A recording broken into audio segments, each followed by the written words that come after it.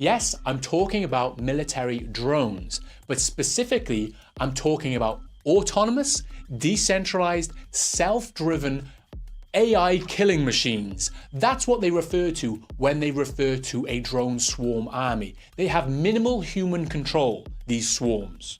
And militaries around the world are working on this. And guess what? The US Navy, guess what they call their autonomous drone project? They call it Locust. They call it Locust. Now, there's some good news. Because John said that these locust-like creatures, these drone swarm armies, would only target the bad people. They would only torture the bad people. All the good people with the mark of God or chosen by God would be protected. These would be immune from the torture of these locusts. So that's a good thing, right? No, that's actually where things get really scary for you and me. Because I want you to imagine this.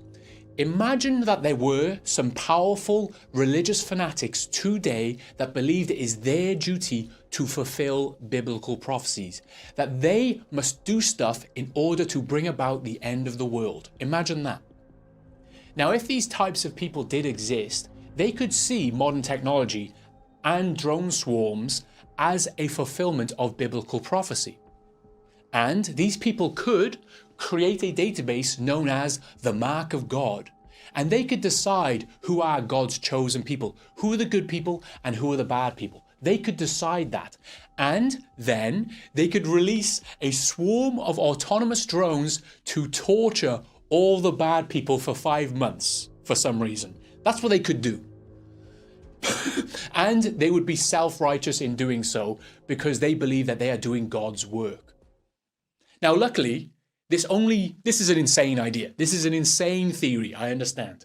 And this only really becomes scary if there were groups of powerful people today that believe that they are doing God's work and that it is their duty to fulfill biblical prophecy in some way and accelerate us towards the end of the world.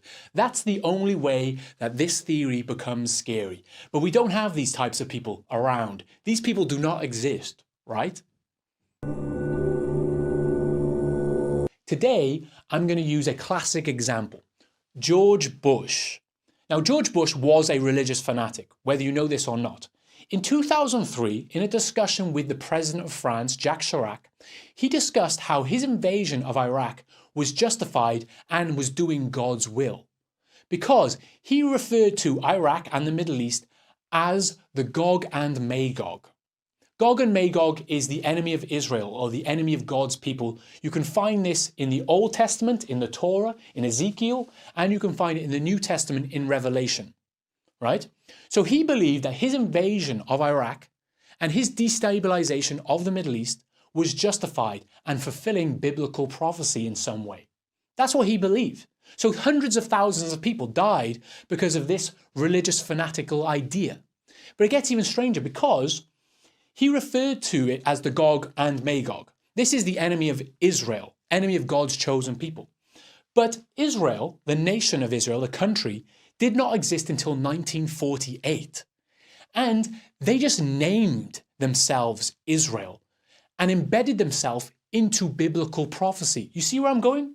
They are self-fulfilling prophecies because they just called a country Israel. They just said, this is Israel now.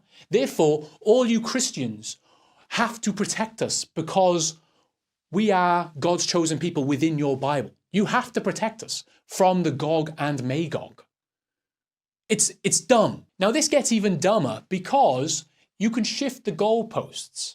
Like in 2003, George Bush referenced the Middle East as being Gog and Magog. But now people are saying Gog and Magog is Russia. So they just shift the enemy to Russia. Russia is now the enemy of God's chosen people that must be attacked in order to fulfill biblical prophecy.